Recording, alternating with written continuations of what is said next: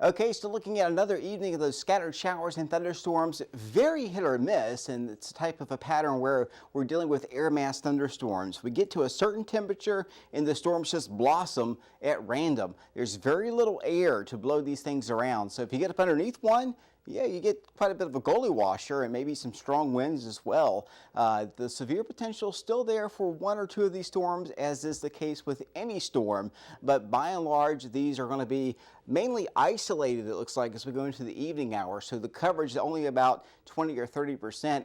Although, if you're watching just after we post this, you may see a brief period where they're a little higher in coverage. But a sunny, hot weekend coming up, temperatures near 90, lots of sunshine, and then we change the pattern. We'll turn it damp, some rain showers, and cooler weather moving in for next week. If you're graduating in Franklin County or other areas tomorrow, temperatures waking up around for the morning activities near 70 out there, some dew on the grass if you're going to be having it outside, and then for noon, temperatures by noon about 87 for the cookouts outside. The celebrations, you'll be around 90 by the end of the day. This is a forecast sounding for this afternoon, and this is the bottom of where the weather balloon was to go up. This is the top of the atmosphere, and this is for one single point. The humidity is right here in the green, the actual air temperature in the red, and this is basically all irrelevant, but the air parcel is in the blue.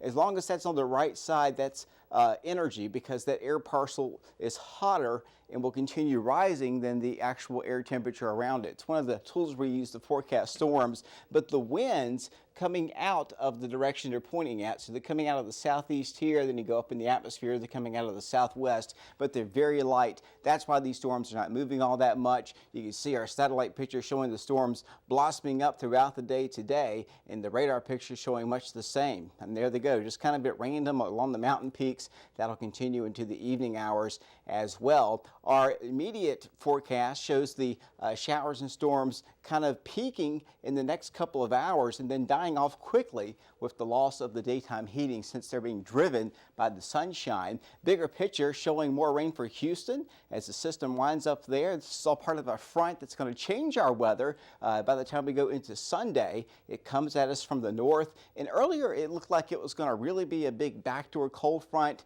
It still is going to come in from the north, but it will have areas of low pressure that will keep it kind of tugged a little farther north, while we'll still feel the effects of it and we'll get the boundary to move through. The actual coldest of the air will bypass us to the north. You can see our future moisture still very high even into the weekend. We don't really get into the heart of the cooler air like we thought we were just 24 hours ago. You can see that we do get some of it. Here's the hot air for the weekend, and then we follow that up with some Canadian air, some slightly cooler air. Right there it is, but not quite as cool as we were thinking just about 24 hours ago. Still a bit cool down compared to 90 though. 66 degrees overnight tonight. Watch out for some thick fog where it has rained and where it may rain this evening. Temperatures again mid-60s, certainly very muggy outside. As we go into the day for Sunday, another hot one tomorrow, 90 degrees, late day storms. So we started off sunny and then we increased the chance of storms to 50%. Notice the chance of storms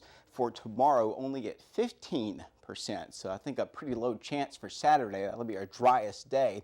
Monday, here comes the front, turning cooler by the afternoon, 76 degrees, and then possibly into the 60s by the evening hours. A good chance of some showers and storms as that front moves in from the north, and then it hangs out over the area for Tuesday into Wednesday. And what that will do is keep temperatures maybe in the 60s for some cooler locations, but right around 70 by Wednesday. Low clouds, low stratus clouds, some peekaboo sunshine for the afternoon.